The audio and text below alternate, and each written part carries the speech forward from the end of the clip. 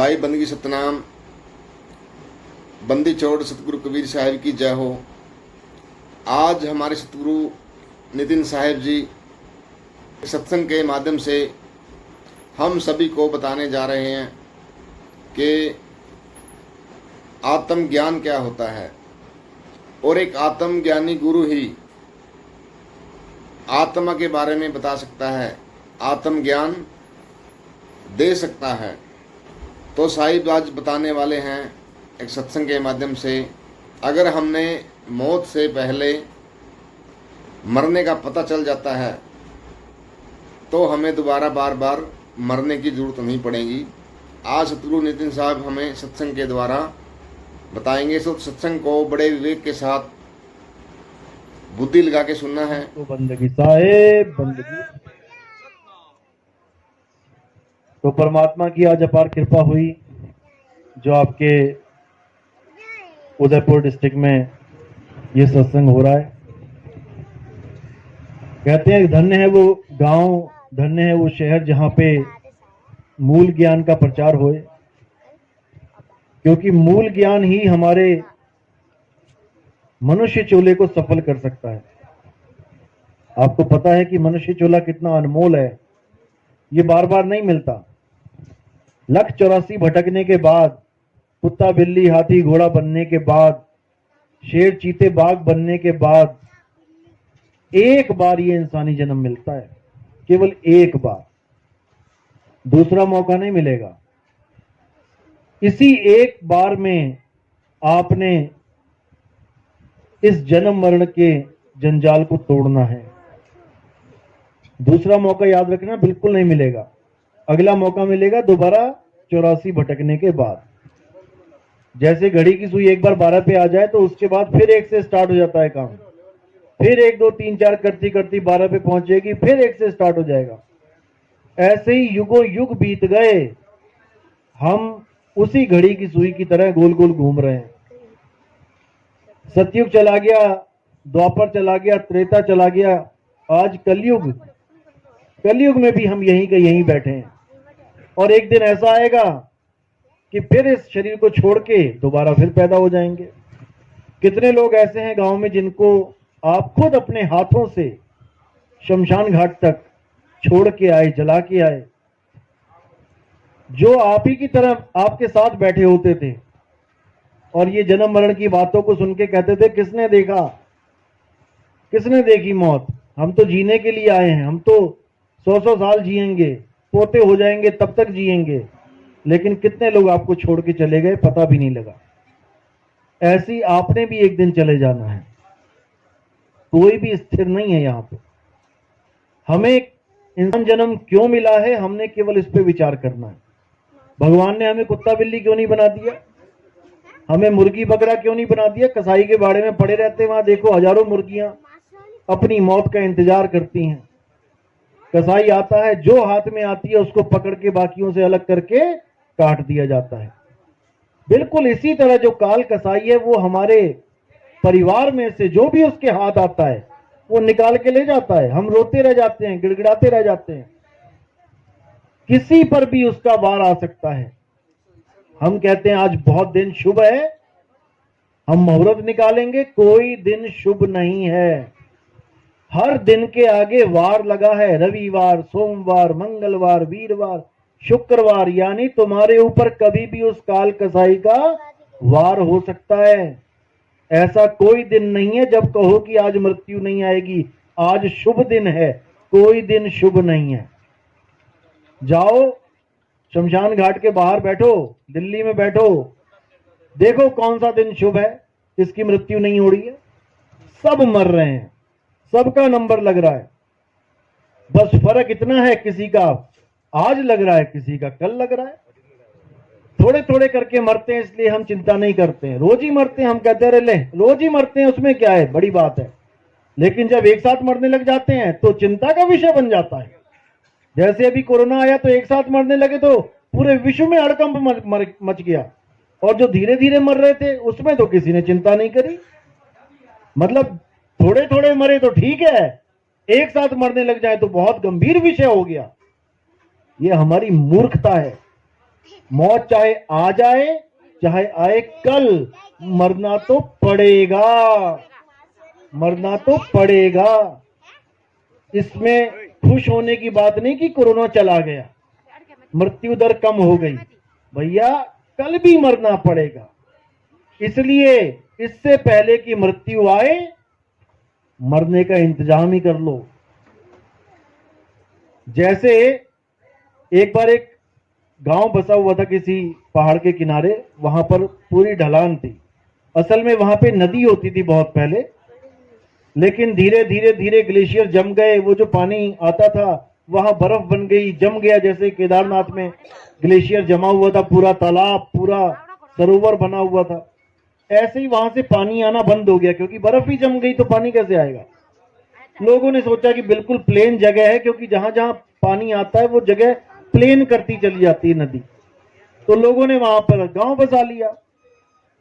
किसी सयाने ने देखा कि यार ये लोग तो बड़ी गलत जगह गांव बना के बैठे हैं, तो नदी का रास्ता है, जिस दिन नदी आ गई इन सबको बहा के ले जाएगी, इससे अच्छा तो किसी पहाड़ पे इक्का दुक्का मकान बना लेते। उसने आके समझाना शुरू करा कि बेटा नदी आएगी, नदी के रास्ते में तुम आ गए हो, वो किसी को नहीं बख्शेगी। तुम एक काम करो, अगर तुम यहां से नहीं भी जाना चाहते हो, क्योंकि कोई मान नहीं रहा था जाने को, तो उसने कहा कम से कम तुम तैरना तो सीख लो।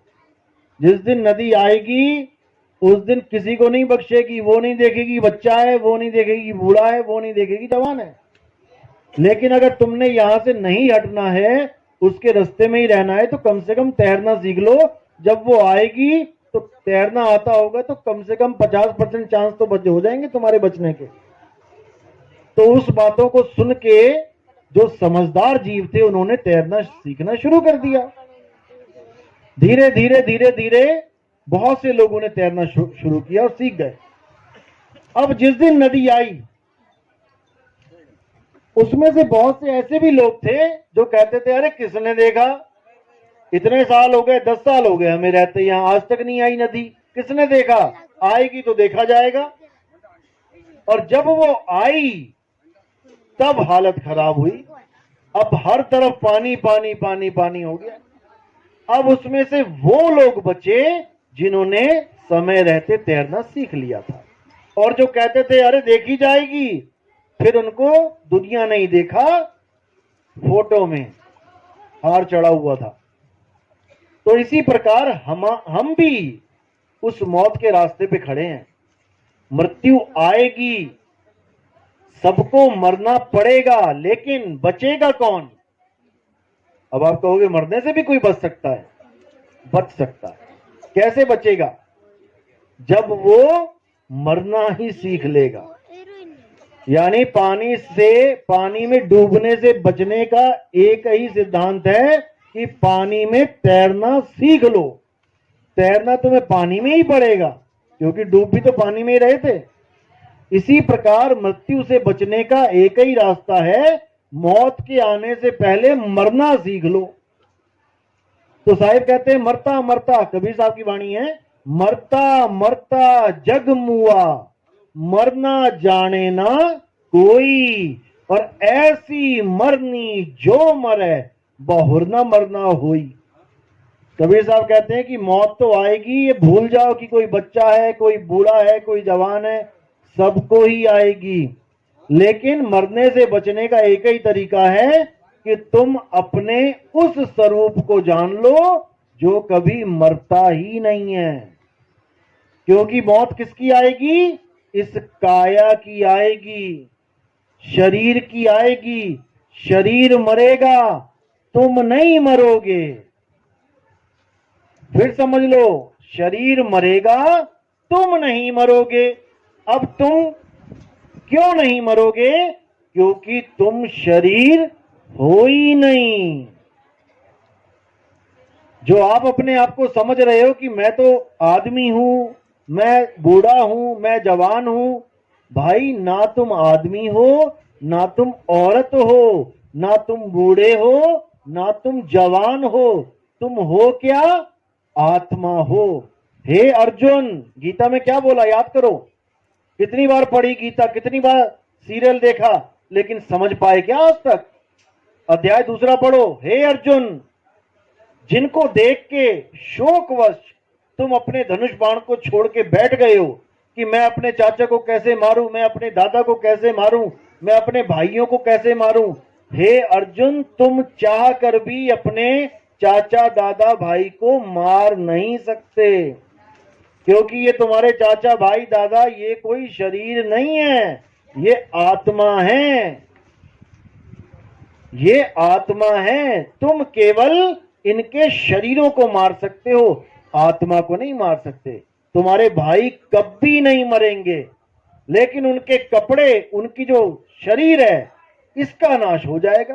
क्योंकि हे अर्जुन, हम सबके शरीर जीवात्मा के कपड़े हैं।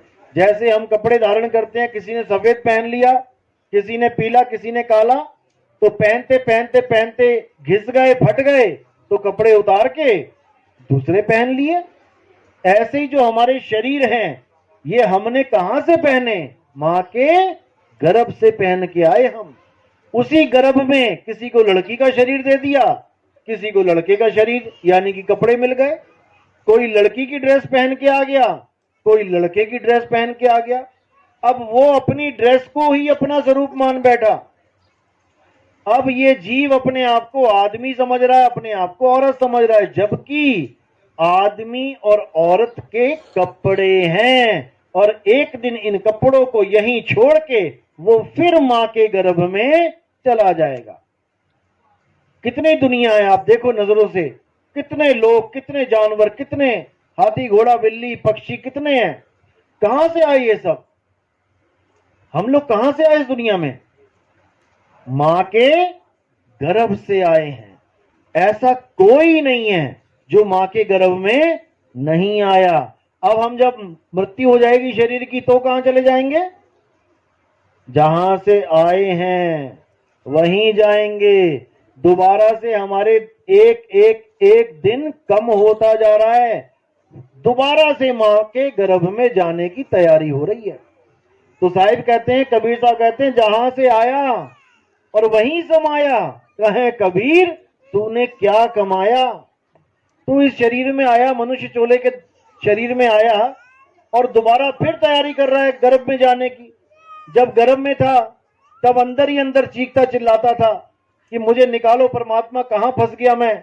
इतनी गर्मी होती है वहां पे, इतनी ज्यादा जठराग्नि होती है कि आप सोच भी नहीं सकते। उल्टा लटकाया जाता है आपको, पैर ऊपर होते हैं, सिर नीचे होता है, और मल मूत्र में पड़े होते हो। तब परमात्मा से अरदास करते हो कि एक बार मुझे निकाल दो यहां से, मैं तेरी रोज भक्ति करूंगा, एक पल भी तुझे नहीं बिसारूंगा, तुझे भूलूंगा नहीं। लेकिन बाहर निकलते ही हमें माया की हवा लग जाती है। माया की ऐसी हवा लगी कि अब परमात्मा कौन, तू कौन और मैं कौन। मैं तो एमएलए, मैं तो सीएम, मैं तो पीएम, मैं तो यहाँ का ग्राम पंचायत का प्रधान बन गया। भाई कोई कुछ नहीं बना। दोबारा गर्भ में जाने की तैयारी हो रही है, चाहे वो कोई भी क्यों ना हो। अब बचना क्या कैसे है? दोबारा मां के गर्भ में जाने से कैसे बचा जा सकता है? अगर तुम्हें ये कपड़े चाहिए ही नहीं, अगर तुम्हें ये शरीर चाहिए ही नहीं, तो मां के गर्भ में जाना ही नहीं। बस यही एक तरीका है मां के गर्भ से बचने का। अब किसको नहीं चाहिए कपड़े? हाथ खड़ा करो जरा, किसको नहीं चाहिए? और अभी किडनी फेल हो जाए, डॉक्टर के पास जाओगे, डॉक्टर साहब मुझे बचा लो, डॉक्टर साहब मुझे बचा लो। किसको बचा लो? तुम तो अमर अविनाशी हो, तो किसको बचाने के लिए बोल रहे हो? कपड़ों को। डॉक्टर साहब इन कपड़ों को बचा लो, इंजेक्शन लगवा लो, कुछ भी करो, ये कपड़े ना चले जाएं कहीं। और जहां पे आशा वहीं पे वासा। ये कपड़ों से कोई मुक्त नहीं हो सकता जब तक वो अपने स्वरूप को ना जान ले, यानी वो उस चीज को ना जान ले जो बिना कपड़ों के भी जीवित है। क्योंकि तुमने अपने आप को ये कपड़ा समझ लिया है। कोई बात नहीं, तुमने अपने आप को ये कपड़ा समझ लिया है, और तुम अपनी आयु को इस कपड़े के साथ नापते हो। अभी किसी को खड़ा करके पूछे भाई आपकी कितनी उम्र है, वो कहेगा 30 साल। क्या तुम्हारी उम्र 30 साल है? अर्जुन को क्या बोला कृष्ण जी ने? हे अर्जुन, दूसरे अध्याय में, ऐसा कोई समय नहीं था जब ये राजा महाराजा नहीं थे, और ऐसा कोई भविष्य में समय नहीं आएगा जब ये राजा महाराजा नहीं होंगे। तो कौन सी कितनी उम्र है उनकी? वो अविनाशी हैं, अजन्मे हैं, उनकी कोई उम्र ही नहीं राजा महाराजा की।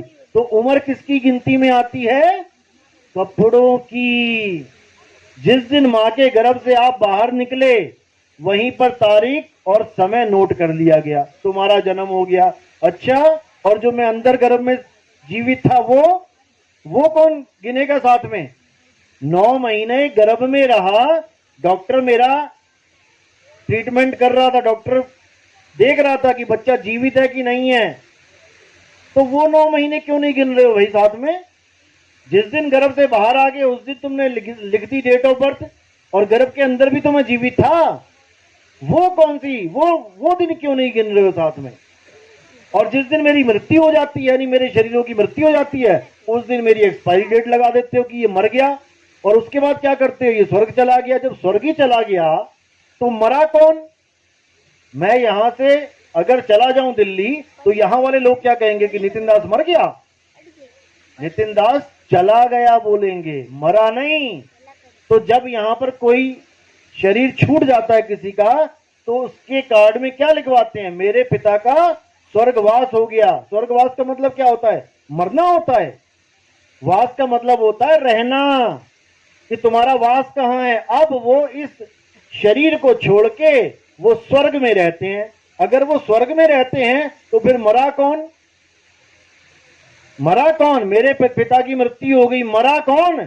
यहां छोड़ के वहां रहते हैं, कल को क्या पता वहां बोर हो जाए फिर यहां आ जाए, तो मरा कौन? तो कबीर साहब कहते हैं इस दुनिया में कोई मरता ही नहीं है। मरा कौन? ये तत्व अपने तत्व में मिल गए जाके। पानी में पानी मिला, मिला पौन में तो से पूछू पंडिता, इनमें मरा कौन? कोई नहीं मरता। सबसे बड़ा भरमजाल यही है कि तुम मर जाओगे, मर जाओगे। जो अविनाशी जीव है उसके दिमाग में यह डाल दिया गया कि तुम मर जाएगा, जो कभी मर ही नहीं सकता। ईश्वर अंश, जीव अविनाशी। जैसे परमात्मा अविनाशी है, वैसे आप भी अविनाशी हो, हम भी अविनाशी हैं। कोई कभी मरता ही नहीं है, बस शरीरों को छोड़ता है, शरीरों को पकड़ता है। आज इस मकान में रहता है, कल को ये मकान छोड़ के वहां चला गया, वहां छोड़ के अगले गांव में चला गया, अगले गांव छोड़ के अगला गांव चला गया, तो मरा कौन? हम केवल मकान को देखते कि मकान में कोई रहता है तो तरह तरह की आवाजें आती हैं। कभी टीवी की आवाज आ गई, कभी गानों की आवाज आ गई, कभी झगड़े की आवाज आ गई आपस में। और जब वहां से वो लोग चले गए तो मकान बन जाता है खंडर। अब उस मकान में कोई आवाज नहीं आती तो हम कहते हैं मकान मर गया। मकान मर गया कहते हैं जैसे हम इसमें एक जीव रहता है शरीर में, बोल रहा है, खा रहा है, पी रहा है, तो लग रहा है कि हाँ जीवित है, वो लग रहा है जीवित है। अब जब इसको छोड़ के चला गया वो, अब शरीर को देख के हम कह रहे हैं कि ये मर गया। शरीर तो पहले से मरा हुआ था। शरीर याद रखो पहले से मरा हुआ है। क्यों? शरीर 5 तत्वों का बना है, आकाश, हवा, पानी, अग्नि और मिट्टी। इसका पूरा कॉम्बिनेशन है। तो हवा क्या जीवित है? मिट्टी क्या जीवित है?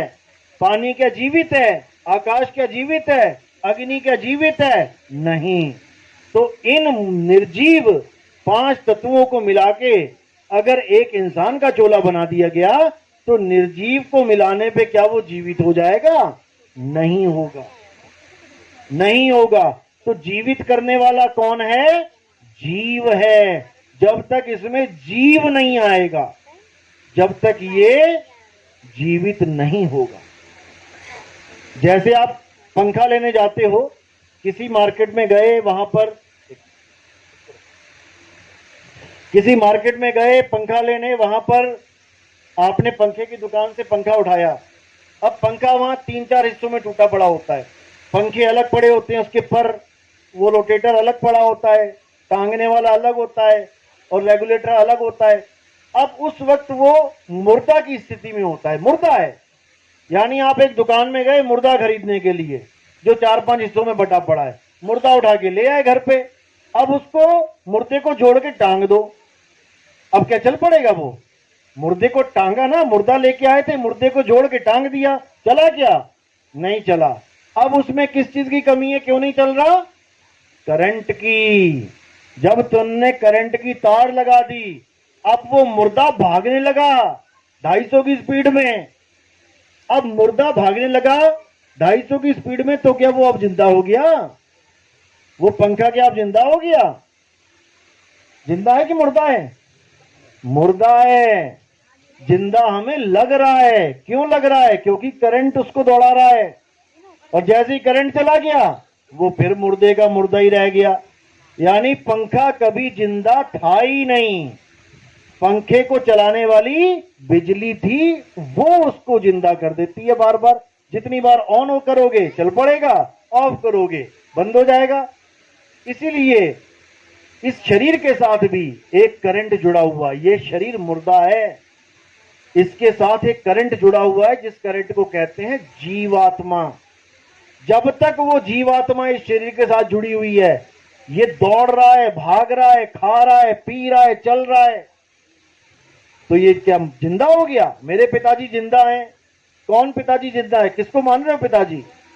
जीव तो पहले ही अमर है, और जीव शरीर को चला रहा है। अब तुमने पिताजी मान लिया शरीर को, इसलिए कह रहे हो मेरे पिताजी जिंदा हैं, और जिस दिन जीव शरीर को छोड़ दिया उस दिन कहोगे मेरे पिताजी मर गए। तो तुमने पिताजी मान लिया शरीर को, जबकि पिताजी कौन है? वो जीव पिताजी है, जो छोड़ के चला जाता है, जो पड़ा हुआ है लाश, वो पिताजी नहीं है। कहते ना मेरे पिताजी मुझे छोड़ के चले गए, चले कहां गए? लेटे तो हैं। वो पिताजी नहीं है। पिताजी जीव थे, जीव चला गया, और पिताजी की जो कपड़े हैं, जो लाश है, वो पड़ी हुई है। तो सारी उम्र हम किसको पिताजी पिताजी करते रहे? लाश को, मुर्दे को। और जो पिताजी जीवित हैं उसका हमें कोई बोध ही नहीं है। तो कबीर साहब की वाणी है, साधो ये मुर्दों का गांव। ये जितने भी लोग तुम्हें दिखाई दे रहे हैं ये सब मुर्दे हैं, लेकिन तुम्हें लग रहा है जीवित हैं। क्यों? 1000 पंखे लगे हों जिसमें से 500 में बिजली आ रही है, 500 के स्विच ऑफ हैं, तो जिसकी बिजली चल रही है वो दूसरों को क्या कह रहे हैं? अरे ये तो मर गया, ये तो मरे हुए हैं। भैया तुम भी मरे हुए हो, अगर तुम अपने आप को शरीर मानते हो तो। और जो जीव है वो अजर अमर अविनाशी है, जिसका स्विच ऑफ हो, कैसे ऑफ हो गए? ऑफ हो गए मतलब पहले ऑन थे, बिजली आ रही थी, अब ऑफ ऊपर हो गया तो ऑफ हो गए। अब जब ऑफ हो जाता है पंखा तो उठा के उसको फूंक आते हैं शमशान घाट में। किसको फूका? पंखे को फूका, बिजली को नहीं फूक के आए। जैसे तोता होता है पिंजड़े में, अब पिंजड़े में तोता है, तोता और पिंजड़ा दो चीजें अलग अलग हैं। क्या तोता ही पिंजड़ा है? नहीं है। क्या पिंजड़ा ही तोता है? नहीं है। अब ये पिंजड़ा क्या है? ये शरीर। इस पिंजड़े में एक तोता बैठा है जो रोज बोलता है मिट्ठू मिट्ठू। अब बस फर्क इतना है कि वो तोता दिख नहीं रहा, वो तोता किसी को दिखता नहीं है, तो लोगों को लगता है पिंजड़ा बोल रहा है। अच्छी तरह समझना इसको, लोगों को लगता है कि पिंजड़ा बोल रहा है, जबकि पिंजड़े में बैठा तोता बोल रहा है। अब एक दिन पिंजड़े की मृत्यु हो गई, क्योंकि तोता तो उड़ गया। जैसे ही तोता उड़ गया मानो आज उड़ गया। अब पिंजड़े की मृत्यु होगी, पिंजड़ा पड़ा हुआ है। अब पंडित जी आगे कहते जी अब तो पिताजी का वो करवाना पड़ेगा क्रियाक्रम, नहीं तो मुक्ति नहीं मिलेगी। अब क्रियाक्रम देखो क्या हो रहा है। तोता उड़ गया आज शाम को 4 बजे, सबको इंफॉर्मेशन चली गई कि भाई पिताजी ऑफ हो गए, सारे आ जाओ। एक दिन लग गया पहुंचने में, अगले दिन अब क्रियाक्रम जब हम करते हैं तो क्रियाक्रम हमने किसका करना था? पिताजी का, क्योंकि पिताजी को मुक्ति चाहिए, यानी कि तोते का, क्योंकि तोता जी पिताजी है, पिंजड़ा थोड़ी नहीं है। तो पिताजी तो कल ही उड़ गए थे, और आज हम किसका क्रियाक्रम कर रहे हैं? पिंजड़े का। तो मुक्ति किसको मिलेगी, तोते को कि पिंजड़े को? तो हम आज तक जो क्रियाक्रम करते आए हैं पिंजड़े का करते आए हैं। तोता तो चला गया, तोते को तो अगली जून मिल गई, और पिंजड़े को हम लाद के कह रहे हैं कि पिताजी मर गए, ये पीछे पिताजी लाद। पिताजी तो चले गए और क्रियाक्रम करते रहे तुम पिंजड़े का। अब पिंजड़े को मुक्ति मिल जाएगी। तो ये है भरमजाल। कबीर साहब कहते हैं, ना मैं क्रियाक्रम में रहता और ना एकांत निवास में, मोह को कहां ढूंढे रे बंदे, मैं तो तेरे पास में। इसी प्रकार परमात्मा हमारे पास है, लेकिन हम फंस गए हैं माया के जाल में। माया क्या है? माया के डेफिनेशन क्या है? आज हर संत ये बोलता है, आप टीवी ऑन करो, हर संत एक ही बात बोलता है, मोह माया से दूर हो जाओ, मोह माया से। माया है क्या? माया की डेफिनेशन क्या है? कबीर साहब क्या कहते हैं? संतों जो बदले सो माया। जो भी चीज बदल रही है वही माया है। जब हम पैदा हुए छोटे से थे, हम बड़े हो रहे हैं, हमारी शक्ल बदल गई, हमारे बाल काले से सफेद हो गए, हमारे दांत जड़ गए, हमारी चमड़ी बदल गई, रंग रूप बदल रहा है। इसका मतलब हम माया हैं, ये काया ही माया है। और जो कभी ना बदले वो क्या है? वो है सत्य, वो है परमात्मा जो कभी नहीं बदलता, जिसका ना कभी जन्म होता है ना कभी मृत्यु होती है। तो कौन है वो? किसके बारे में बताया? हे अर्जुन, आत्मा अजन्मा है। ना तो किसी समय में आत्मा की जन्म होता है, ना ही कभी आत्मा की मृत्यु होती है। आत्मा को छोड़कर इस दुनिया में जो कुछ भी दिखाई देता है अर्जुन, वो माया है। और अगर ये जीव इंसानी चोले में आकर भी माया का गुलाम बन बैठे, माया की पूजा में व्यस्त हो जाए, तो उसको अगला जन्म भी मायावी ही मिलता है। और जो अपनी आत्मा में रमण करता है, अध्याय 3 17वां श्लोक, जो लोग अपनी आत्मा में रमण करते हैं, जो अपनी आत्मा में स्थित हो जाते हैं, जो अपनी आत्मा में संतुष्ट हो जाते हैं, हे अर्जुन, उन्हें किसी भी अन्य धार्मिक कर्म कर्तव्यों को पालन करने की जरूरत ही नहीं पड़ती। यानी किसी मंदिर जाने की जरूरत नहीं पड़ती, क्योंकि मंदिर क्या है? मंदिर भी माया है, क्योंकि बदल रहा है। जैसे ही बनना शुरू किया, ईंट पे ईंट रखी, देखो बदल रहा है, रोज बढ़ रहा है, तुम्हारी काया की तरह। करते करते करते बढ़िया से कलर कर दिया, सब कुछ बढ़िया कर दिया, कितना ही बढ़िया कर दो, एक दिन फिर वो ध्वस्त हो जाएगा। तो जो बना, टिका और बिगड़ गया, वो 3 गुणों के अधीन आ गया, वही माया है। इसी को बोला है त्रिगुणी माया। संतो माया महाठगिनी हम जानी, त्रिगुण फांस लिए कर डोले, बोले माधुरी बाणी, माया महाठगिनी हम जानी। इस माया ने सबको ठगा है, 3 गुणों से ठगा है। जब तक हम 3 गुणों से ऊपर नहीं उठ गए, 7वां अध्याय पढ़ो, हे अर्जुन, जो लोग 3 गुणों से नीचे रह जाते हैं, जो त्रिगुणी माया में उलझे रह जाते हैं, वो अपना अनमोल जन्म बर्बाद कर जाते हैं।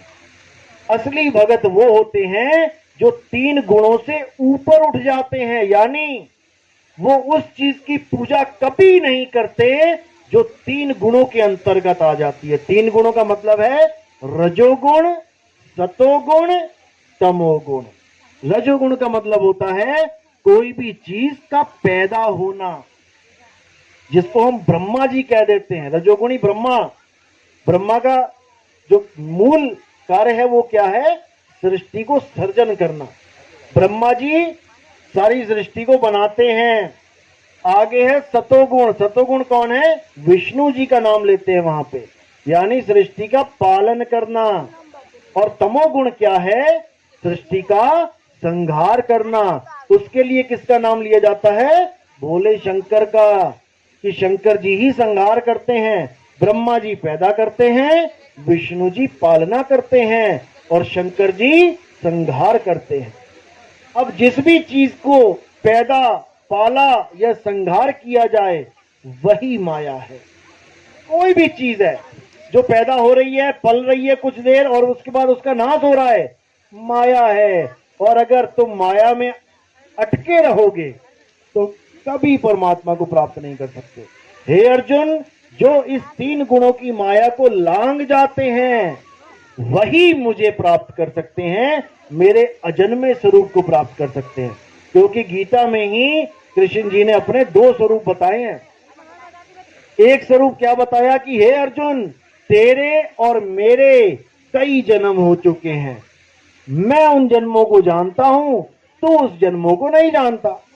तो एक स्वरूप हो गया जिसका जन्म हो रहा है और मृत्यु हो रही है। अब ये कौन सा स्वरूप है? जिस स्वरूप की आप पूजा करते हो मंदिरों में, शरीर की। कृष्ण जी की फोटो देख के कभी ये तो नहीं कहते कि हनुमान जी हैं। कृष्ण जी की फोटो देख के कृष्ण जी कहते हो ना, तो कैसे पहचाना उनको? उनकी काया से, उनके शरीर से। और काया क्या है? माया। अब ये हो गया कृष्ण जी का मायावी स्वरूप, जिसमें सारी दुनिया उलझ गई है। सारी दुनिया उलझी पड़ी है कृष्ण जी की पूजा करने में, लेकिन असत्य स्वरूप की, शरीर की। अब दूसरा स्वरूप क्या बताया कृष्ण जी ने गीता में? कि जो लोग मुझे अजन्मा करके जानते हैं, यानी मैं कभी पैदा ही नहीं होता, जो पैदा नहीं हुआ उसका कभी नाश नहीं होता। जो लोग मेरे अजन्मे स्वरूप को जानते हैं वो मेरी माया को बड़े आराम से लांघ जाते हैं। बिल्कुल क्लियर कर रखा है 7वें अध्याय में। यानी कि मेरे भी 2 पूजा विधि है। एक पूजा विधि है जो माया की पूजा हो रही है। माया की पूजा मतलब मेरी काया की पूजा हो रही है। काया में क्या आ गया? 10 इंद्रियां, 5 कर्म इंद्रियां, 5 ज्ञान इंद्रियां। कर्म इंद्रियां कौन सी हैं? जिससे हम काम करते हैं। अभी क्या हो रहा है? काम ही चल रहा है। किससे? मुख से। ये पहली कर्म इंद्री है। दूसरी कर्म इंद्री है ये हाथ, हाथों से काम करते हैं। तीसरी कर्म इंद्री है ये पैर, पैरों से काम करते हैं, चलते हैं। उसके बाद 2 कर्म इंद्रियां हैं, लैट्रिन और बाथरूम करते हैं, ये हमारी कर्म इंद्रियां हैं। और ज्ञान इंद्रियां क्या है? 5। सबसे पहली इंद्री है ये त्वचा, जिससे हमें बोध होता है गर्मी है, ठंड है। हाथ लगा के देखते हैं ना ग्लास में तो पता लग जाता है, अरे तो ठंडा है, ये तो गर्म है। पहली कर्म इंद्री ये चमड़ी, और ये पूरी चमड़ी नीचे से लेके ऊपर तक, कहीं भी हल्की सी गर्म चीज लग जाए एकदम बोध हो जाता है। तो पहली इंद्री हमारी त्वचा, हमारी चमड़ी।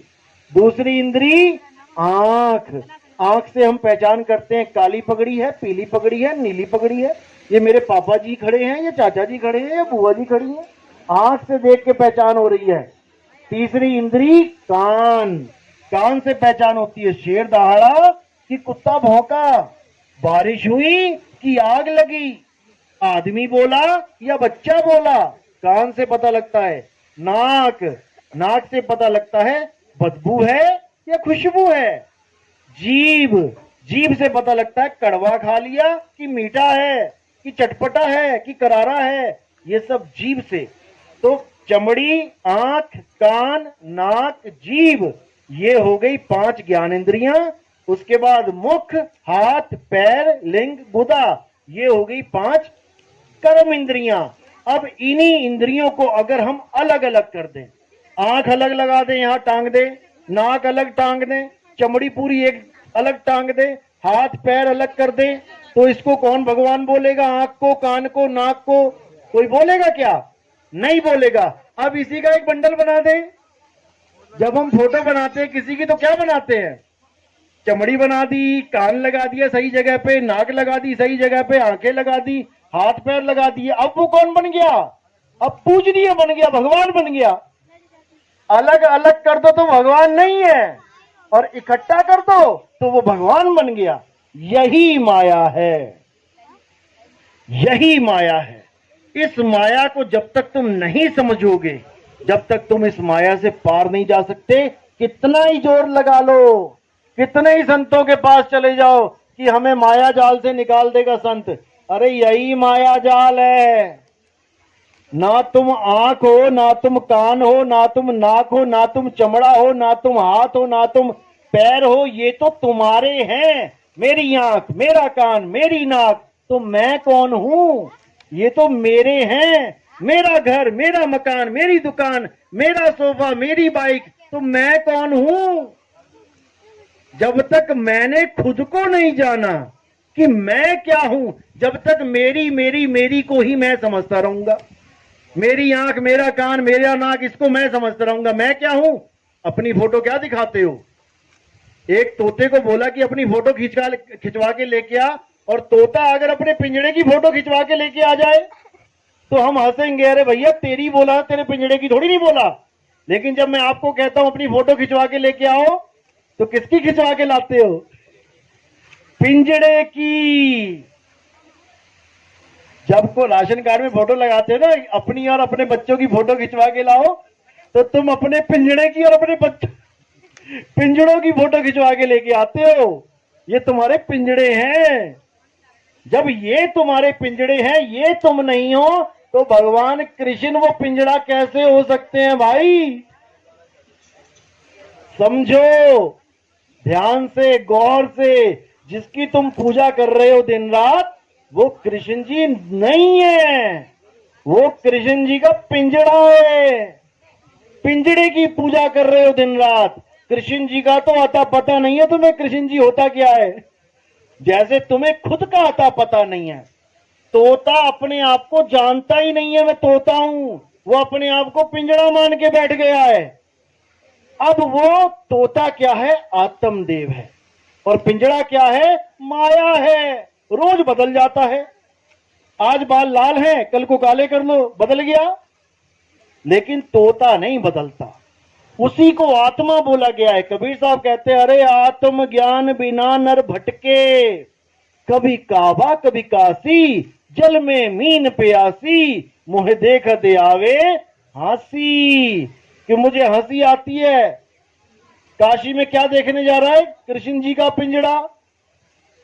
वो केदारनाथ में क्या देखने जा रहा है? शंकर जी का पिंजड़ा। अरे भाई, शंकर जी, कृष्ण जी आत्मा है, पिंजड़े नहीं है। और तुम भी एक आत्मा हो, पिंजड़ा नहीं हो। जब तक तुमने अपना बोध नहीं कर लिया, जब तक तुम पिंजड़ा ही मानते रहोगे। कबीर साहब कहते हैं, अरे 10 द्वारे का पिंजड़ा, तामे बोले कौन, रहीबे को अचरज है, उड़ा सो अचरज कौन। जो तुम्हारा तोता होता है पिंजड़े में, तुम हल्का सा गेट खोल देना रात को, फुर करके उड़ जाएगा। उसके बाद तुम सारी उम्र गेट खोल के रखना, वापिस आएगा क्या? कभी नहीं आएगा। लेकिन इस काया में जो तोता है, ये 9 दरवाजे खुले पड़े हैं, फिर भी नहीं उड़ता। इस पिंजड़े में 10 दरवाजे हैं, जिसमें से एक दरवाजा तो कर दिया है बंद, गुप्त है, और 9 दरवाजे दिए खुले। हे अर्जुन, इन 9 द्वारों के पिंजड़े में जीव रहता है। कौन से 9 द्वार? 1 2 आंखें, 1 2 कान, 2 और 2 4, 1 2 नाक के 2 छेद, 6 मुंह, 7वां दरवाजा लिंग और गुदा, लैट्रिन बाथरूम, ये 2 दरवाजे अलग, 9 दरवाजे हो गए। इन 9 दरवाजों में से ही जीव यानी तोता अंत में उड़ जाता है। मरते हुए किसी के देखोगे लैट्रिन निकल गई बेचारे की, किसी की पेशाब निकल जाती है, किसी की जीभ बाहर आ जाती है इतनी लंबी, किसी की आंखें बाहर आ जाती हैं, किसी के नाक में से, कान में से खून निकल जाता है। इन 9 दरवाजों में से ही सबको एक दिन पिंजड़ा खाली करके जाना पड़ेगा। जो 9 दरवाजों से निकल गया वो कहां गया? वो 1,84 में चला गया। अब एक 10वां दरवाजा है। अगर कोई 10वें दरवाजे से भी निकल जाता है, तब भी उसकी मुक्ति नहीं होती। वो कहां जाता है? वो स्वर्ग महास्वर्ग में जाता है। 10वें द्वार से जीव जब जाए, स्वर्ग लोक में वासा पाए, थोड़े दिन भोगेगा वहां पे स्वर्ग। उसके बाद क्या? जब अपनी कमाई खत्म हो गई स्वर्ग वाली, चल नीचे, फिर से यहीं आ जाएगा। इसलिए कबीर साहब कहते हैं कि दसों द्वारे गंधम गंदा और सार शब्द चीने नहीं अंधा। दसों द्वारों से निकल जाओगे तब भी मुक्ति नहीं होगी। मुक्ति कहां होगी कि समाना कहां है। हम भक्ति के नाम पे क्या कर रहे हैं, जाप, अजप्पा और अनहद। या तो हम भगवानों के नाम जप रहे हैं, हरे राम हरे कृष्ण, या ईसाई हैं तो वाहिगुरु, अल्लाह क्या नाम है, हालेलुया हालेलुया, और सिख हैं तो वाहिगुरु वाहिगुरु वाहिगुरु, मुसलमान है तो अल्लाहू अल्लाहू अल्लाह। क्या है ये सब अक्षर हैं, 52 अक्षर हैं। कब पैदा हुए, कब आए इस दुनिया में? जब इंसान ने लिखना बोलना पढ़ना सीखा, जब आदमी आदि मानव था, जब नंगा आया था, कुछ खाता पीता, रसोइयां नहीं थी, जंगल में खाता पीता था, फल फूल जड़ें कंदमूल। तब कौन सी भाषा थी, तब कौन से भगवान राम का नाम था, तब कौन सा वाहेगुरु का नाम था? कोई अक्षर उसके पास नहीं था, जानवरों की तरह रहता था। तब राम का नाम कहां था, तब कबीर का नाम कहां था, तब अल्लाह वाहेगुरु कहां था? कहीं भी नहीं था। अल्लाह वाहेगुरु तो था, लेकिन उसका कोई नाम नहीं था। ये धीरे धीरे नाम बना लिए। हिंदुस्तान में हिंदी के नाम बन गए, अरब में अरबी के नाम बना लिए, अंग्रेजों ने अंग्रेजी के बना लिए, जापान ने जापानियों को बना लिए, सारी खिचड़ी बना दी अलग अलग नामों की। अब अपने अपने भगवानों को अपनी अपनी भाषा के नाम से याद कर रहे हैं। यही जाप, कबीर साहब कहते हैं कि यही जाप सबसे बड़ा बंधन बन चुका है मुक्ति के लिए। यही सबसे बड़ा बंधन है। प्यास लगती है तो कौन सा नाम जपते हो भाई, कौन सा नाम जपते हो? कहां जाते हो? सीधे पानी के पास। और पानी ना पता हो तो लोगों से पूछते हो, भैया कहीं नल लगा है, भैया कहीं पानी मिलेगा?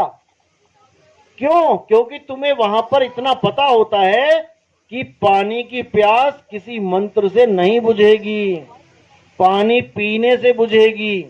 लेकिन जब भगवान की बारी आती है कि भगवान को याद करना है, भगवान को पाना है, तो मंत्र आ जाता है बीच में से, राम राम राम राम राम राम, अल्लाहू अल्लाहू अल्लाहू।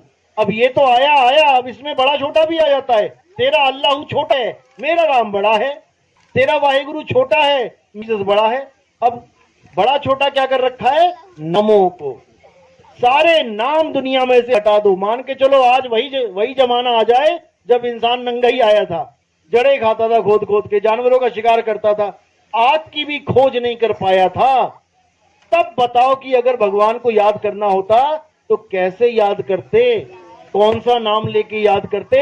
आज तो पढ़ लिए लिख लिए तो आज सारे नाम तुम्हें रटे हुए हैं। उस वक्त कोई नाम ही नहीं था, तब क्या करते? आज तो पानी का नाम तुम्हें पता लग गया, उस वक्त पानी का नाम भी नहीं पता था, लेकिन फिर भी प्यास बुझाते थे। किससे? पानी से। आज भी इंसान को छोड़कर जितने जानवर हैं, क्या उनकी प्यास नहीं बुझती? लेकिन वो तो जानते नहीं कि पानी का नाम पानी रखा है तुम लोगों ने। चिड़िया को प्यास लगती है तो ये देखती है कि पानी कहां है, सीधे वहीं जाती है, वो नाम नहीं जपती। लेकिन इंसान परमात्मा की खोज ना करके परमात्मा के नाम में फंस गया है, केवल नाम में फंस गया। तुम किसको मानते हो? मैं अल्लाह को मानता हूं। अरे रे रे रे, ये तो बेकार बंदा है। अब उसने केवल अक्षर बोला है अल्लाह। अब चाहे वो अल्लाह उसका राम ही क्यों ना हो, लेकिन वो अल्लाह के नाम से परहेज करके बैठ गया। जैसे पानी का नाम है जल, वाटर, नीर, तोय। अब अगर वहां चले जाओगे बंगाल में तो वहां पे जल को बोलते हैं जौल। अब तुमने वहां पूछा भैया पानी है क्या? अरे नहीं पानी नहीं, यहाँ तो जौल मिलता है, पानी नहीं है यहाँ पे। तुम कर्नाटक में चले जाओ, वहां नीर बोलते हैं, नीर। तुम पानी पानी कह के थक जाओगे, वो कहेंगे भैया नीर मिलता है यहाँ पे। अब तुम्हें पानी के नाम से एलर्जी है, लेकिन नीर भी उसी का नाम है। दिक्कत ये है, अल्लाह बोलो, वाहिगुरु बोलो, गॉड बोलो, कुछ भी बोलो, वो ताकत एक है जो तुम्हें चला रही है। ये करंट एक है, ये सारी दुनिया के पंखों को चला रहा है, क्योंकि ये एक है। इसी प्रकार हमने उस एक को जानना है जो हम सबको चला रहा है। वो कौन है? घट घट मेरा साइया, सुनी सेज न कोय, और बलिहारी व घट की जिस घट प्रगट होए। वो कनेक्शन सबके साथ जुड़ा हुआ है, तभी तो ये सारे पंखे चल रहे हैं। ये सारे पंखे चल रहे हैं। जिस जिसका कनेक्शन ऑफ होता जाएगा उसका पंखा गिरता जाएगा। बस उस कनेक्शन को जानना है। हम अपने आप को पंखा मान रहे हैं बार बार, इसलिए दोबारा दूसरे पंखे की डिमांड कर देते हैं। अब हमने अपने आप को करंट जान लेना है, और जब हम करंट ही हो गए अब हमें किसी पंखे की जरूरत नहीं है। पंखे को करंट की जरूरत है कि करंट को पंखे की जरूरत है? पंखे को करंट की जरूरत है। करंट तो अपने आप में पूर्ण है, उससे तुम पंखा चला लो, उससे तुम गीजर चला लो, उससे तुम हीटर चला लो। करंट अपने आप में पूर्ण है, उसे किसी की जरूरत नहीं है। इसी प्रकार आत्मा अपने आप में पूर्ण है, लेकिन जब जीवात्मा बनी बैठी है तब इसे शरीर चाहिए। कभी कुत्ते का शरीर पकड़ लेती है, कुत्ता बन के घूम रही गलियों में। कभी बिल्ली का पकड़ लेती है, बिल्ली बन के घूम रही गलियों में। कभी इंसानी चोला पकड़ लेती है तो लड़का लड़की आदमी औरत बन के घूम रही है। लेकिन इसका अपना स्वरूप करंट है। तो हमने उस करंट स्वरूप को जानना है, हमने उस आत्म स्वरूप को जानना है जो शरीरों से अलग है। आत्मा पंखे जैसी, यानी कि करंट पंखे जैसा नहीं है। पंखा अलग है, उसको छूने पे तुम्हें अलग एहसास होगा, और करंट अलग है, उसे छूने पे तुम्हें कुछ अलग ही एहसास होगा। तुम करंट और पंखे को एक साथ नहीं बता सकते। इसी प्रकार आत्मा अलग है, शरीर अलग है। कृष्ण जी, राम जी, हनुमान जी का शरीर एक पंखे की तरह जानो, 10 इंद्रियां समझो, और उनकी आत्मा को परमात्मा जानो, क्योंकि आत्मा ही परमात्मा है। आत्मा को कोई मार ही नहीं सकता, इसीलिए वो परम है। लेकिन अपने परम पद को छोड़ के जब वो जीव पद में आ जाती है तो देखो कितने बने बैठे हुए हैं। बस हमने क्या करना है, अब इस जीव को अपने आत्म स्वरूप में लाना है, और कुछ नहीं करना। कोई अगरबत्ती नहीं, कोई धूप नहीं, किसी मंदिर मस्जिद में कोई जाने की जरूरत नहीं। घर बैठे तुम्हें आत्म ज्ञान हो सकता है। ये पंखे को करंट ढूंढने के लिए कहां जाना पड़ेगा? अरे करंट इसी में है, तभी तो चल रहा है ये। इसीलिए बोला कस्तूरी कुंडल बसे, मृग ढूंढे बन माही, ऐसे रमता राम है ये दुनिया जाने नहीं। तुम्हारा परमात्मा तुम्हारी आत्मा में विराजमान है, उसे बाहर जाके ढूंढने की जरूरत नहीं है। जैसे दूध अगर घी को ढूंढना चाहे तो कहां जाके ढूंढे? अगर दूध घी को ढूंढना चाहे तो क्या पड़ोस के गांव में जाके ढूंढेगा? अरे उसी में है। लेकिन कोई कहे कि अभी हाथ डाल के घी निकाल के दिखा मुझे दूध में से, तो निकाल लोगे क्या? हाथ डाल के दूध में से घी निकल जाए तो नहीं निकलेगा। लेकिन है कहां? उसी में है। अब क्या करना पड़ेगा? अब हमें गुप्त भेद प्राप्त करना पड़ेगा। वो गुप्त भेद हमें कौन बताएगा? मां बताएगी बेटी को कि बेटी इस दूध में से बहुत सी चीजें निकल सकती हैं। बेटी कहेगी क्या बात कर रहे हो? जिसको नहीं पता इस दूध में से क्या निकलेगा, बेटा इसमें से दही भी निकल जाता है, इसमें से लस्सी भी निकलती है, इसमें पनीर भी निकल जाता है, और इसमें से घी भी निकल जाता है। अब बेटी को यकीन नहीं हो रहा कि ऐसे कैसे हो सकता है। अब वो उसको तरीका बताएगी, उसमें जाग लगाएगी, अगले ही दिन दूध से दही बन जाएगा। अब उस दही को मथेगी, उसमें से मक्खन निकलेगा, मक्खन को गर्म करेगी, उसमें से जाके घी निकलेगा। तो दूध में ही घी है, लेकिन कितने घंटे दूर है? अब लगा लो कितने घंटे लग गए आपको।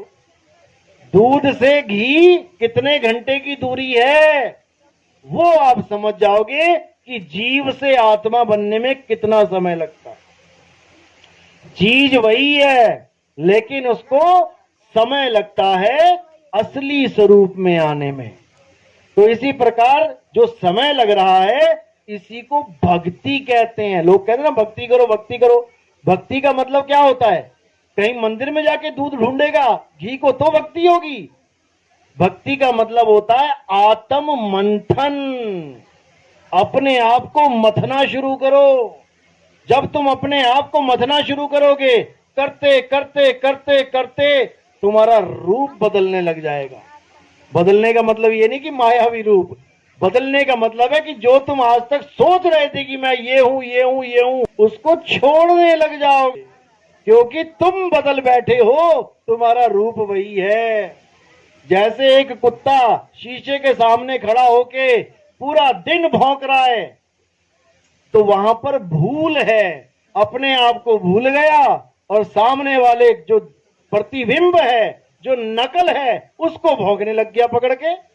तो इसी प्रकार जो भूला हुआ कुत्ता है वो शीशे से बाहर है, और जो भूल है वो शीशे के अंदर है। इसी प्रकार हम अपने आप को भूल गए और अपने इस नकली स्वरूप को देख के भौंकने लगे हुए हैं। भौंक भौंक के ऐसे मर गए, फिर दोबारा यही नकली स्वरूप प्राप्त कर लिया।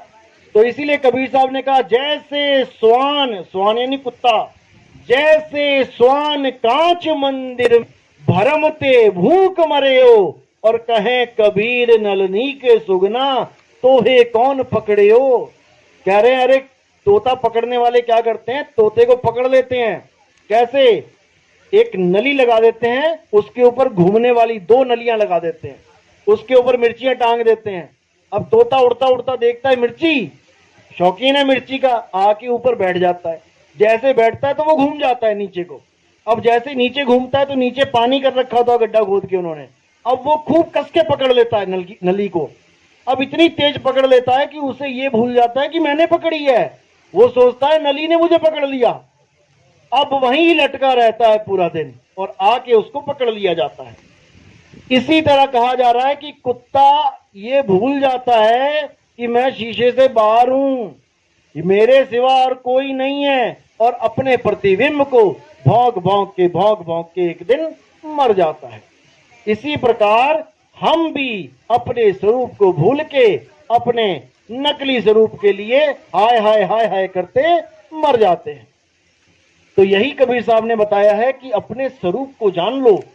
तुमने अपने स्वरूप को जान लिया, अब तुम्हें पिंजड़े से कोई मतलब नहीं है। पिंजड़ा चाहे कभी छूटे, आज छूटे तब भी तोता उड़ के आसमान में खुशियां मनाएगा, और 10 दिन बाद छूटे तब भी जाके खुशियां मनाएगा। तोता कभी रोएगा क्या पिंजड़े से निकलते हुए? तुम एक बार खोल के तो देखो। लेकिन तुम इस पिंजड़े को छोड़ते हुए हंसते हो कि रोते हो? यानी वो तोता इस तोते से महाज्ञानी है, जो अपने पिंजड़े को छोड़ के हंसता है, और हम अपने पिंजड़े को छोड़ने के वक्त रोते हैं। यानी कैदी की रिहाई है और कैदी बिलबिला रहा है कि मुझे थोड़ा सा और रहने दो इस जेल में, डॉक्टर साहब थोड़ा सा और रहने दो। यही भरमजाल है। डॉक्टर नहीं चाह सकता साधो ये मुर्दों का गांव, यहां पर डॉक्टेगा और मरीज भी मरेगा। कहने का मतलब दोनों का चोला छूटेगा, दोनों का शरीर छूटेगा। तो शरीर छोड़ने से पहले हमें ये इंतजाम करना है कि हमें दोबारा शरीर में ना आना पड़े। बस यही करना है, इसके अलावा कुछ नहीं। जिस मरने से जग डरे मेरे मन आनंद, मरने पर ही पाइए पूर्ण परमानंद। अगर आपने इस शरीर को छोड़ने का सही तरीका सीख लिया तो उतने आनंद में रहोगे कि सोचो कि लास्ट में तुम्हारी मृत्यु नहीं, तुम्हारा ब्याह हो रहा है। इस सुरता का ब्याह होता है शब्द गुरु से, और इतने आनंद में रहती है, लेकिन नहीं जानती अपने पति को, इसलिए बेचारी इस नकली पति को पति मान के बैठी है, इससे ही पीछा नहीं छूट रहा उसका। तो इसी के साथ मैं आज का सत्संग यहीं समाप्त करता हूं। बाकी जो हमारे सत्संग है आप YouTube पे देख सकते हैं। कहत